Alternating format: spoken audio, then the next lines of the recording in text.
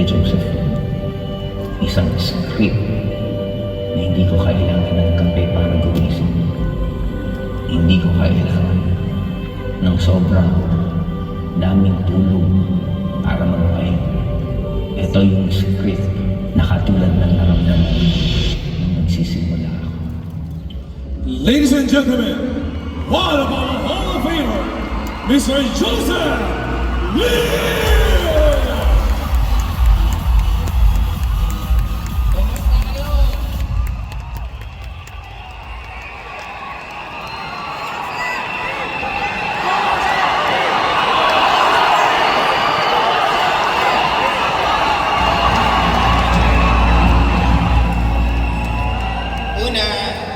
Gusto ko muna sabihin sa stage na to at putulin ang hindi matapos-tapos na chismis.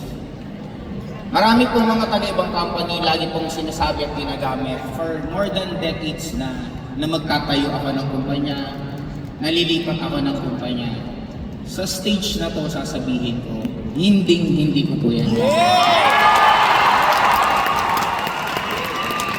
Ako yung tipong tao, lahat ng first time sa buong buhay ko ay in global ko po naranasan. First travel, local, international, first car, first SUV, lahat ng first time ko, dito ko naranasan. Bakit ko iiwan ang kumpanyang ito? Sabi sa akin, kumusta event nyo? Parang hindi nyo napuno. Tingnan nyo ang palibot natin. Hindi ko nakikita na kulang to. Nakikita ko, ito yung mga bakanting upuan, ang pupuno dyan kayo pagdating ng oras. Maaasahan ba natin sa susunod ng event ng company, umaakaw tayo. Sabi nga, may nawawala kasi may kapalit. Tama! Paano nga naman mapapalitan kung walang mawawala? Tama po ba? At isa lang ang alam ko, tuwing may pumapalit, mas gumagaling ng sobra-sobra ang mga pumapalit. Sa ngayon, sa kwento ng buhok ko, first time ko pong magsasalitang ganitong buhok ko kasi ito po yung sign ng bagong chapter ng buhay ko. Ito po ang day 1 ko sa kumpanyang ito.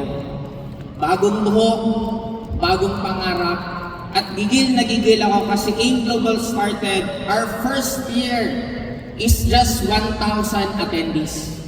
Kung first time po natin ulit ngayon, ilan tayo? Ang iba sa inyo, I'm sure, baka mas nakikita po ninyo yung nangyayaring sitwasyon sa inyo ngayon. What if magiging day 1 ninyo ito? Mai-excite ka ba? Day 1 mo ito, meron ka ng downline. Day 1 mo ito, meron ka ng kotse. Day 1 mo ito, meron ka ng grupo. Ano na lang kaya ang mangyayari sa'yo another few years from now? Dapat huwag kayong mapagod, huwag kayong magsawa na laging maging first time nyo. Kasi isa lang po sure ko, we are very lucky na nandito po tayo sa kumpanyang tinatawag ng AIM Global. Ang dami pong mangyayaring innovation, ang dami pong mangyayaring mga susunod na good news mismo sa AIM Global of Companies. Kaya para sa akin, sino ang naniniwala na by 2025, ibang-iba ang magiging resulta po ninyo?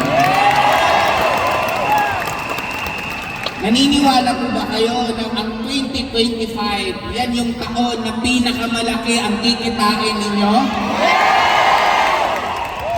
Ako isa lang ang alam ko sa mundong to, pag pinaniwalaan mo, ibibigay sa'yo. Naniniwala po ba kayo? Now, maraming proud na mga taga-ibang company pag may mga galing sa atin na nakukuha nila. Normal yan kasi magagaling pag sinabing taga-AIM Global. Naniniwala po ba kayo na magagaling pag taga-AIM Global? Alam ko po, lahat po kayo may mga hinahangaan. Lahat po kayo may mga tao na pinapalakpakan. isa lang po sure ko. I believe darating po ang time, ikaw naman ang pinapalakpakan. I believe na darating ang time, ikaw naman ang inahangaan. Ito na lang po para sa akin sa pagtatapos ko. Darating po ang time na magkakaroon po kayo ng sariling kwento po ninyo dito. Sariling story nyo na ibang kwento katulad sa mga ibang nangyari. Ako, I'm very, very proud. AIM1, ang grupo namin, we've been more than 15 years na ang dami-dami po laging top earner galing po sa AIM1. And for the past 3 years, marami pong ibang grupo ang naglumaki na talagang nakaka-inspire din po ang results.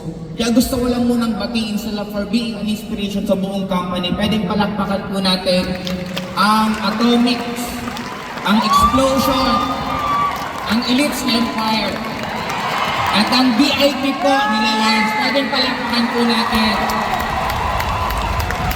I-remind ko lang po kayo, pahiram lang po namin yung mga rank na yan. Antayin po ninyo.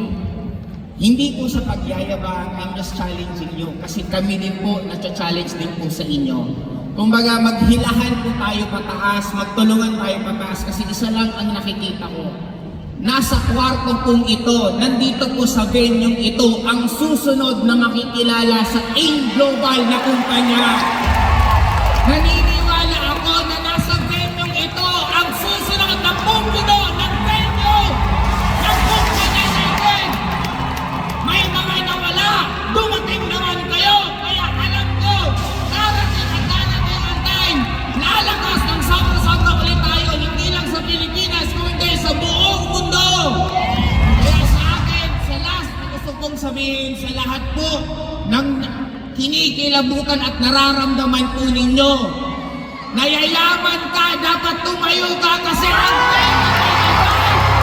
ito yung panahon ng AIM Global! Thank you po!